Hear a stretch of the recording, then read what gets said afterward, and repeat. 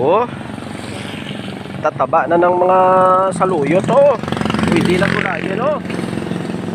Ang dami ng saluyot ni tita dito oh. Tataba na yung mga pananim niyang gulay. Ayun, ginawa niya na ng gapangan ang kanyang kalubay. Kalubay uupo. Among managyapon ah. Oh, ginagawa na ni tita ng gapangan ang kanyang mga gapangan ng sitaw, tsaka kalubay, kalabasa. Dami ng sitaw doon oh. Grabe oh, na ikot yan hanggang doon sa punta oh. Puro yung kalubay at kalabasa. May alokpati pa, may kangkong pa. Dami na tanim ni tita. Ito oh, may kulitis pa oh. Dami oh.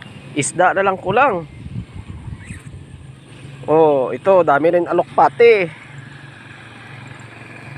Andun yung sa unahan yon, yung may mga gapangan na yon. Sitaw yon. Tsaka kalabasa. Mga okra din yung iba. Tataba na ng okra oh. Pati damo mataba na rin. Dito mataba na rin yung dahon niya ng talbos ng kamuti. Pwede na rin to sa bangos. Pwede na rin to sa mamoy.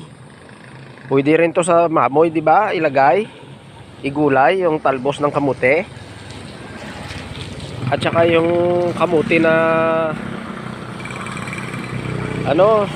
yung gapangunod. Ayun oh, mataba na rin. Hindi na kailangan ng abono kasi mataba na yung gulay, mataba na rin yung damo. Lapad ng gulayan ni tita oh. Andun siya oh. Nagagawa ng sampayan ng gulay niya. Gapangan ng gulay niya at saka sitaw. Gapangan yun. Para dyan gagapang yung mga baging ng mga sitaw niya at saka yung kalabasa.